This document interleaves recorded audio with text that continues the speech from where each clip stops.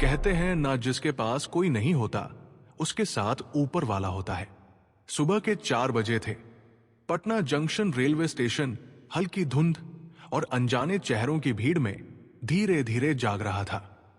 लेकिन उसी platform number 4 की एक बेंच पर एक नौजवान युवती सिया अपने 2 साल के बेटे आरव को गोद में लिए चुपचाप बैठी थी।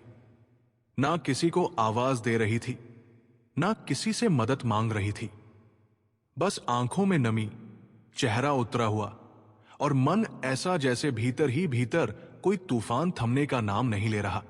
हर गुजरती ट्रेन के इंजन की आवाज से वो हल्का सा चौंक जाती, मानो मन के भीतर उठती उम्मीद को फिर से जमीन पर पटक देती हो। उसका छोटा सा बेटा आरव कभी पापड़ वाले की तरफ देखता, कभी बिस्कुट वाले की ओर हाथ बढ़ाता। सिया उसका हाथ थाम कर बस प्यार से कहती, नहीं बेटा, ये नहीं लेना। उसकी आवाज में ममता थी, लेकिन आंखों में वो बेबसी थी जो एक मां भूखे बच्चे को देखकर भी कुछ ना कर पाने पर महसूस करती है। उसी बेंच से कुछ दूरी पर बैठा था 28 साल का आदित्य, एक सॉफ्टवेयर इंजीनियर जो दिल्ली में नौकरी करता था और त्योहार मनाकर वापस लौट रहा था। उसने सुबह से ही सिया को देखा था, वही सफेद सी शॉल ओढ़े, बच्चे को सीने से लगाए बैठी युवती जो हर बार ट्रेन रुकते ही खड़ी होती और फिर भीड़ देखकर वही लौट आती। आदित्य की आंखों में बस एक ही सवाल घूम रहा था, कौन है ये युवती जो इतनी तकलीफ में भी अकेली है और इतनी बहादुर भी। जब आरव ने तीसरी बार पापड़ की ओर इशारा किया तो आदित्य से रहा नहीं गया। वो उठा, पापड़ वाले से एक पैकेट लिया और सिया के सामने लाकर बोला, लो नन्हे दोस्त, थोड़ा सा खा लो। सिया ने चौंक कर देखा। आंखों में सवाल था, गुस्सा नहीं, पर हां आत्मसम्मान जरूर छलक आया था। आपने ये क्यों लिया? ये बस यूं ही हाथ बढ़ा देता है, इसका पेट भरा है। उसने शांत लेकिन थकी हुई आवाज में कहा, कोई बात नहीं, बच्चे का मन है, थोड़ा सा खा लेगा तो क्या बिगड़ जाएगा? आदित्य ने मुस्कुराकर जवाब दिया। सिया कुछ नहीं बोली, सिर्फ अपने बेटे को देखने लगी, जो पापड़ खाते हुए पहली बार उस दिन मुस्कुरा रहा था। और उसी पल आदित्य ने जान लिया, ये सिर्फ भूख नहीं, ये उस मासूमियत की मुस्कान है जो शायद बहुत दिनों बाद आई है। थोड़ी देर बाद आदित्य ने पास आकर धीरे से पूछा, आप कहां जाना चाहती है? सुबह से आपको यही बैठा देख रहा हूं। कोई परेशानी है क्या? सिया पहले थोड़ी झिझकी, फिर बोली, मुझे दिल्ली जाना है, मेरे पास जनरल टिकट है, लेकिन हर ट्रेन में इतनी भीड़ होती है कि बच्चे के साथ चढ़ने की हिम्मत नहीं हो रही। मैं बस सोच रही थी कि कोई ट्रेन कम भीड़ वाली मिल जाए। अरे तो फिर आप चिंता क्यों कर रही है? मैं भी दिल्ली जा रहा हूं। मेरे पास एसी कोच का टिकट है और मेरे केबिन में जगह भी है। चलिए मेरे साथ, मैं टीटी से बात कर लूंगा। आदित्य ने ईमानदारी से कहा। सिया कुछ पल चुप रही, जैसे जिंदगी में पहली बार कोई भरोसे की डोर थाम रहा हो। फिर बोली, पर मेरे पास तो सिर्फ जनरल का टिकट है। अगर टीटी ने कुछ कहा तो मेरे पास पैसे भी नहीं है। आपके पास हिम्मत है और वो बहुत बड़ी चीज है। टिकट मैं संभाल लूंगा, आप सिर्फ चलिए। वो झिझकी लेकिन फिर सिर हिला दिया। शायद अब उसके पास और कोई रास्ता भी नहीं था। कुछ देर बाद ट्रेन आई। आदित्य ने सिया का छोटा सा बैग उठाया और उसे अपने साथ ऐसी कोच तक ले गया। पहली बार ऐसा लग रहा था जैसे किसी ने सिया का बोझ सिर्फ बैग का नहीं बल्कि दिल का भी हल्का कर दिया हो। अंदर घुसते ही ठंडी हवा के झोंके से सिया सहम गई। इतना ठंडा क्यों है यहां? उसने अनायास पूछा। क्योंकि आप पहली बार यहां आई हैं, आदित्य ने मुस्कुराकर कहा और उसे सीट पर बैठने को कहा। सिया अब भी डरी हुई थी। जैसे ही टीटी आया, आदित्य ने उसे इशारे से बुलाया और कुछ दूर ले जाकर बात की। सिया बस दूर से देखती रही। उसकी आंखों में डर था, लेकिन थोड़ी देर बाद टीटी मुस्कुराकर चला गया। सब ठीक है, अब बस चैन से बैठिए, आदित्य ने लौट कर कहा। और पहली बार सिया की आंखों में राहत की चमक आई। वो बोली, आपने इतना सब किया क्यों? क्योंकि आप इंसान हैं और इंसानियत आज भी जिंदा है। उसकी ये बात सिया के दिल को छू गई। यात्रा शुरू हुई और ट्रेन की खिड़की से बाहर के अंधेरे को एकटक देखते हुए सिया अब भी पूरी तरह से निश्चिंत नहीं हो पाई थी। दिल के अंदर एक डर अब भी पल रहा था। शायद इसलिए नहीं कि कोई नुकसान हो जाएगा, बल्कि इसलिए कि वो इतने समय से खुद को अकेला समझती रही थी और अब अचानक कोई अजनबी भी उसके लिए इतना कर रहा था, उसकी परवाह कर रहा था। यह भरोसा करना आसान नहीं था। कुछ देर चुप्पी के बाद आदित्य ने धीरे से कहा, अगर बुरा ना माने तो एक बात पूछूं? सिया ने उसकी ओर देखा, कुछ कहे बिना सर हिलाया। आप इतनी सुबह सुबह इस छोटे बच्चे के साथ अकेले दिल्ली क्यों जा रही है? कुछ परेशानी है क्या? सिया की आंखों में कुछ पल को नमी तैर गई, लेकिन शायद अब उसका मन बोलना चाहता था, किसी को अपना दर्द बांटना चाहता था। धीरे धीरे उसने बोलना शुरू किया। मेरी शादी 2.5 साल पहले हुई थी। मेरे पति का नाम राहुल था। नौकरी करते थे एक प्राइवेट कंपनी में। शुरू में सब ठीक था, लेकिन धीरे धीरे उनकी शराब की आदतें सामने आने लगी। पैसों की तंगी, गालियां और कई बार तो हाथ भी उठा देते थे। जब मेरा बेटा हुआ तो वो कुछ हफ्तों के लिए सुधर गए, लेकिन एक दिन अचानक बाइक एक्सीडेंट में उनकी मौत हो गई और मैं बिल्कुल अकेली रह गई। मायके वालों ने भी कह दिया कि अब तेरा रिश्ता ससुराल से है, और ससुराल वालों ने साफ कह दिया हमारे बेटे के साथ जो रिश्ता था वही सब कुछ था। अब तू हमारे लिए कोई नहीं। आदित्य चुपचाप उसकी बात सुनता रहा, बिना टोके, बिना कोई सवाल पूछे। सिया ने आगे बताया, अब ना छत थी, ना सहारा, ना कोई सुनने वाला। एक दिन गांव की एक जान पहचान वाली दीदी ने बताया कि राहुल की कंपनी में उसका पीएफ और कुछ फंड जमा हो सकता है। बस वही उम्मीद लेकर मैं दिल्ली जा रही हूं। यही एक आखिरी कोशिश है। सिया की आवाज अब थरथराने लगी थी। उसने अपने बेटे के सर पर हाथ फेरते हुए कहा, यह बच्चा मेरा सब कुछ है, मैं इसके लिए कुछ भी कर सकती हूं। लेकिन अब हिम्मत जवाब दे रही है। आदित्य ने अपना हाथ बढ़ाया और कहा, हिम्मत अभी बाकी है और अब आप अकेली नहीं हैं। इस एक वाक्य ने सिया को कुछ पल के लिए सुकून दिया। रात अब पूरी तरह गहरा चुकी थी। बाहर खिड़की के उस पार बस कालेपन के बीच स्टेशन की लाइटें भागती नजर आ रही थी और केबिन के अंदर 2 अनजान लोग एक अनकहे भरोसे में बंधते जा रहे थे। आदित्य ने अपने बैग से खाना निकाला, दाल, चावल और आलू की सब्जी। थोड़ा सा खा लीजिए, भूखे पेट हिम्मत भी थक जाती है।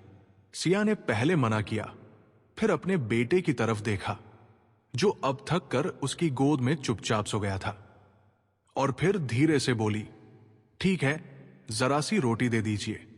दोनों ने साथ बैठकर खाना खाया। कोई बड़ा कीमती खाना नहीं था, लेकिन उस साधारण खाने में भी एक अजनबी अपनापन था, जैसे उस एक थाली ने उनके बीच की दीवार को गिरा दिया हो। रात के आखिरी पहर में दोनों बात करते करते सो गए, और जब सुबह 4 बजे नई दिल्ली रेलवे स्टेशन आया तो आदित्य ने चुपचाप आरव को गोद में उठाया और बोला, आइए चलिए, अब अगला सफर जिंदगी का है। स्टेशन की भीड़ अब बढ़ने लगी थी, लेकिन सिया के मन में फिर वही सवाल था, अब कहां जाऊं? इतनी सुबह इस बच्चे के साथ कहां ठहरूं? आदित्य ने कहा, मेरे फ्लैट में आप आराम कर सकती हैं। मैं सामने के कमरे में रहूंगा और सुबह 10 बजे हम कंपनी भी चलेंगे। सिया चुप थी। वो जानती थी कि हालात मजबूरी बन चुके हैं और अब किसी पर भरोसा करने के सिवा कोई रास्ता नहीं बचा।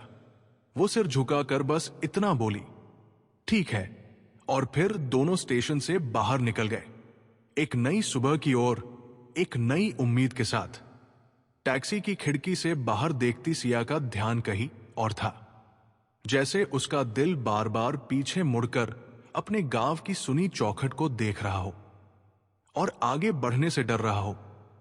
आदित्य ने उसके चेहरे की बेचैनी को महसूस कर लिया था, जब वे फ्लैट पहुंचे तो आदित्य ने दरवाजा खोला और कहा, आप इस कमरे में रहिए और हां, चिंता मत कीजिए, मैं बाहर वाले रूम में हूं, कोई असुविधा नहीं होगी। सिया ने कमरे को देखा। साधारण सा 2 बेडरूम वाला फ्लैट, थोड़ा सा अस्त व्यस्त जरूर था, लेकिन साफ और सुरक्षित था। इस शहर की अनजान भीड़ में अगर कुछ सबसे कीमती था तो वो था सुरक्षित महसूस करना। उसने अपने बेटे को बिस्तर पर लेटाया, खुद भी एक कोने में बैठी रही और फिर जाने कब थकान की गोद में सर रखकर सो गई। जब उसकी आंख खुली तब धूप कमरे की खिड़की से अंदर आ रही थी और आरव अब भी गहरी नींद में था। सिया उठी और जैसे उसकी मां की दी हुई आदतें जाग गई। उसने सबसे पहले अपने आसपास फैले सामान को समेटना शुरू कर दिया। किचन में बर्तन रखे, कमरे को थोड़ा ठीक किया और जैसे जैसे फ्लैट व्यवस्थित होता गया, सिया का मन भी थोड़ी देर के लिए व्यवस्थित होता गया। आदित्य जब ऑफिस के लिए तैयार होकर निकला तो उसे देखकर थोड़ा चौंका। आपको आराम करना चाहिए था, सफाई की क्या जरूरत थी? सिया ने धीरे से मुस्कुराकर जवाब दिया, मैं एक औरत हूं और जहां रहती हूं वहां गंदगी नहीं देख सकती, आदत है। आदित्य कुछ कह नहीं सका। उसकी मुस्कान में जो आत्मसम्मान था, उसने हर शब्द को पीछे छोड़ दिया। उसने जाते जाते सिया से कहा, आप आराम से रहिए, दोपहर तक लौटूंगा और फिर हम दोनों कंपनी चलेंगे। दोपहर में जब आदित्य लौटकर आया तो सिया तैयार थी। उसने अपने बेटे को अच्छे से तैयार किया था और खुद भी सादे सलवार कुर्ते में, माथे पर हल्की बिंदी लगाए, जैसे फिर से दुनिया के सामने खड़े होने की हिम्मत जुटाई हो। वे दोनों ऑफिस पहुंचे। एक बड़ी कंपनी की इमारत के सामने खड़ी सिया थोड़ी सहम गई, लेकिन आदित्य ने उसका हाथ नहीं बल्कि उसके आत्मविश्वास को थाम रखा था। अंदर रिसेप्शन पर जाकर आदित्य ने मैनेजर मिस्टर घोष से मुलाकात करवाई। सर, ये राहुल कुमार की पत्नी है, इनके पति का पीएफ क्लेम करना है। मैनेजर ने सिया को ऊपर से नीचे देखा। उसकी नजर में सहानुभूति कम और शक ज्यादा था। देखिए मैडम, आपके पति का अकाउंट हमारे पास है, लेकिन उनके नॉमिनी आपके ससुर हैं, इसलिए क्लेम वही कर सकते हैं। सिया के चेहरे की रंगत उड़ गई। मगर वो तो गांव में है और उन्होंने तो मुझे कभी नहीं बताया कि वो नॉमिनी है। मैनेजर ने अपनी कुर्सी पर झुकते हुए कहा, आप नंबर दीजिए, हम कल तक पुष्टि कर देंगे। सिया ने नंबर दिया, लेकिन जैसे ही वो बाहर निकली उसके चेहरे पर एक बेचैनी उतर आई। आदित्य ने पूछा, सब ठीक है? सिया ने धीरे से कहा, नहीं। मैनेजर की नजरों में कुछ अजीब था, जैसे वो कोई और बात सोच रहा हो। आदित्य समझ गया, कोई बात नहीं, मैं हूं ना, जो भी होगा मिलकर देखेंगे। वे वापस फ्लैट लौट आए, लेकिन उस रात सिया सो नहीं सकी। सुबह जब फोन बजा तो मिस्टर घोष की आवाज आई, आपका पीएफ आपके ससुर ने निकाल लिया है। वो अगले ही दिन आकर सारा क्लेम ले गए और उन्होंने कहा कि आपको कुछ भी नहीं देना। यह सुनते ही सिया का पूरा शरीर कांप उठा। उसकी आंखों से आंसुओं की धार बह निकली। मेरे बेटे का भी हक नहीं समझा उन्होंने। मैं किसके लिए लड़ रही थी और अब क्या बचा है मेरे पास? वो फूट फूट कर रोने लगी। आदित्य ने उसका कंधा थामा। आप अकेली नहीं है सिया, मैं हूं आपके साथ।